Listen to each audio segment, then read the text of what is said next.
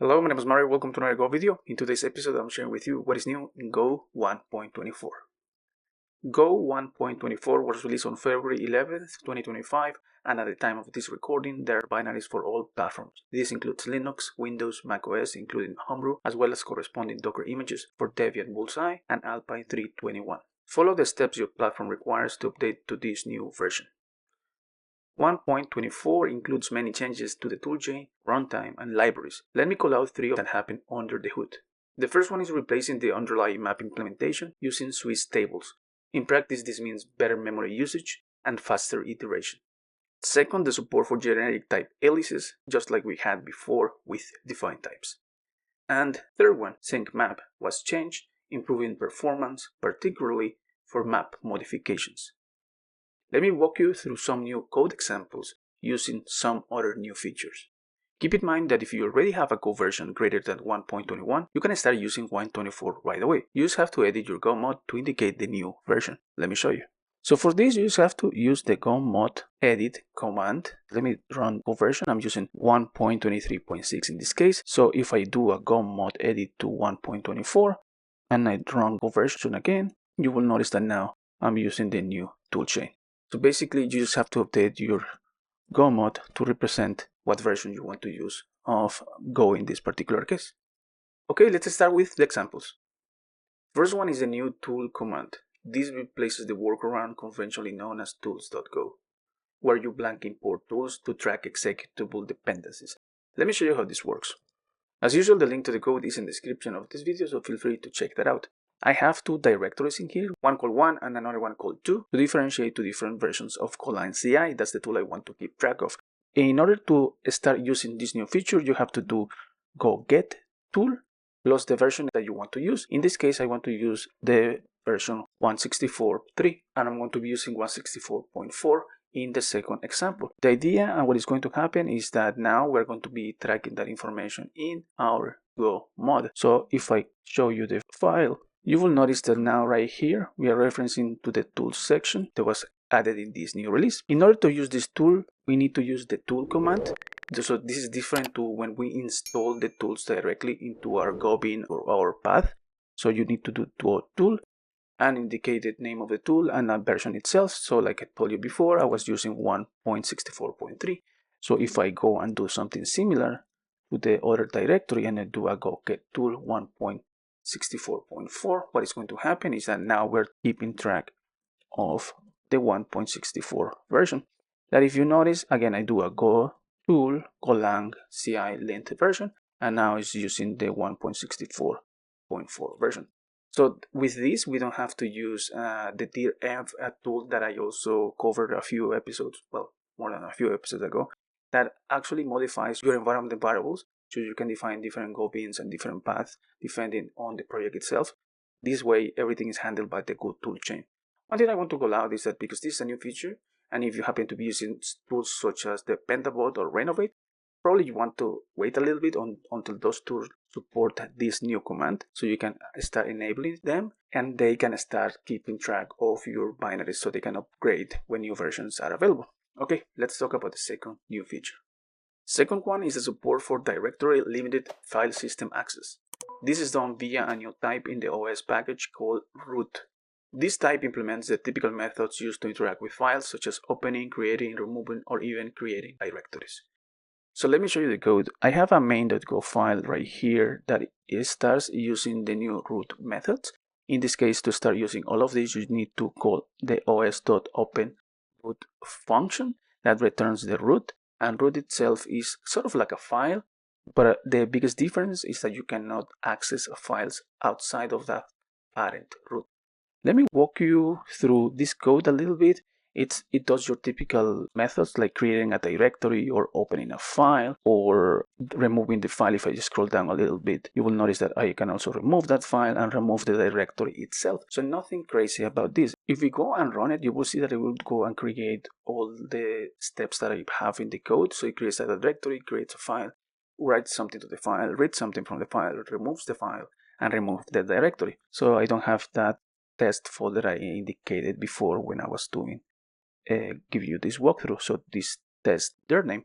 However, the important bit is if I do something that is outside of the parent root, let's say I want to go below the root itself, is going to immediately fail because we're trying to access something outside of the root, which in this case is the local path. We run it again, and you will see that now I'm trying to open a file that is not allowed because it's outside of the root. So let's talk about the third new feature. Third one is a new struct field option called omitzero that is useful to omit the field during marshalling when the value is 0. It allows types to define a new is0 method to also determine that logic. Let me show you. In this code, I define a few types that we're going to be marshalling, and we will demonstrate this new feature. The key important bit is that, of course, you can continue using the omit empty option, but you can combine the two of them, and if any of these returns the 0 value, it will be omitted or not included in the final marshal response. The key important bit is if I scroll down a little bit, you will notice that these types implement the is0 method, which depending on whatever logic I define, if I return true, it indicates that the field will not be marshaled. Let me show you the example that I have right here. In this example, if you notice, key value will be 0 if both of the key and the value are empty. And 0 value has this logic that I just a random implementation that it says if the value is less than 10, it will be 0. So in this case, this value will be present. This will be omitted because the is0 logic that I have right here is less than 10. And in the second example, you will notice that it will not be included in the marshal because it's an actual 0 value, which is in the case of the int64, it will be 0. Now, one important bit, if you recall here, is that I still have my string and I didn't define it anywhere in this example when I was instantiating it, so it will be excluded as well. So let's run this example to see how this looks in real life. So that's what I was telling you. If I go and modify, let's say I want to indicate this value is 11, what is going to happen is now that if I run it again, now the value will be included in the result because now it's greater than 10, which is the value that I was using as the logic in the is0 method. This is really cool. I kind of like it. It kind of simplifies the way marshalling and 0 values and omitting those kind of things. Let's talk about the next feature. Next is the addition of 5 new functions that work with iterators in the strings package. Let me show you.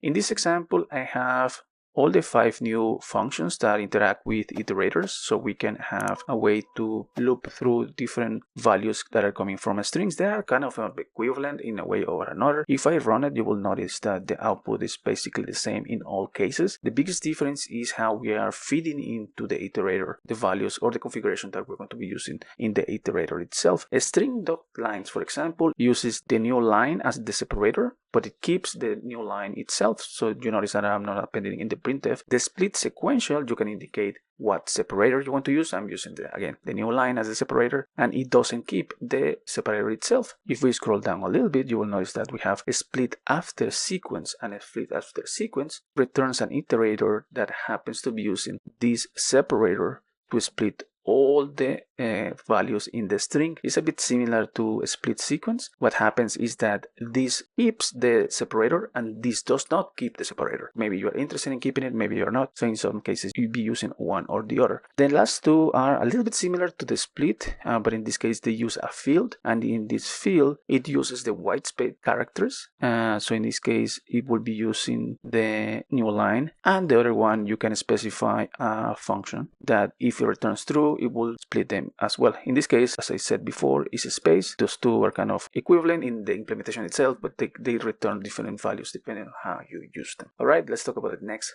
feature.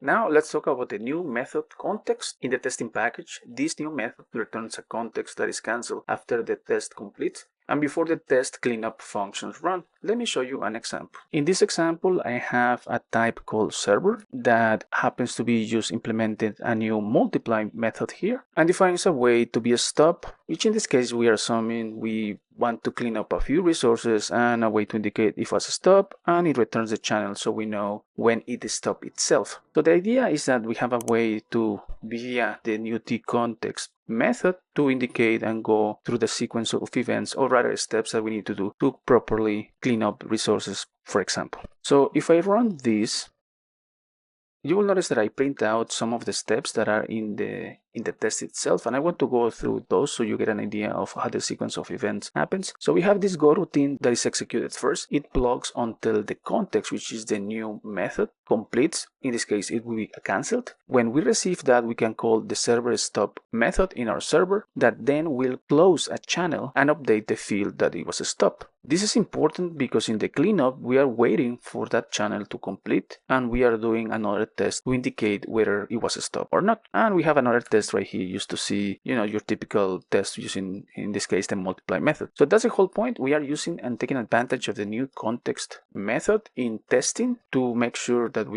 maybe we have to do something when the tests end, maybe need to do some cleanup, maybe things along those lines, but we can actually test the implementation in our server or whatever type we defined in the first place. Let's talk about the next feature. And finally, let's talk about the last feature, the new experimental synctest package, which helps test concurrent code, but more importantly, provides a fake time. Let me show you.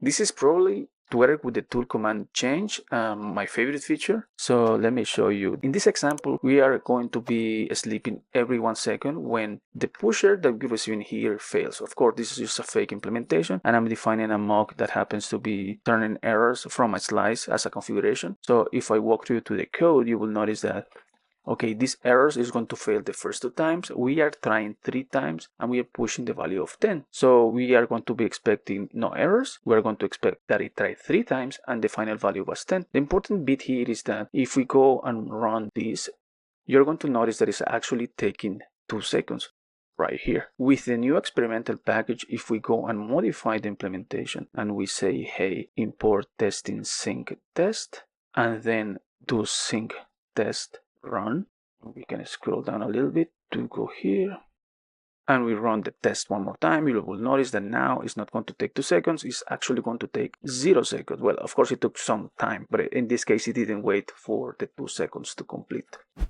And that's it. This is the end of the video. These are the features that I think are worth calling out in Go 1.24. Which one are your new favorite ones? Probably I didn't mention them. Just let me know in the comments section below. I will talk to you next time. Take care. Stay safe. See you.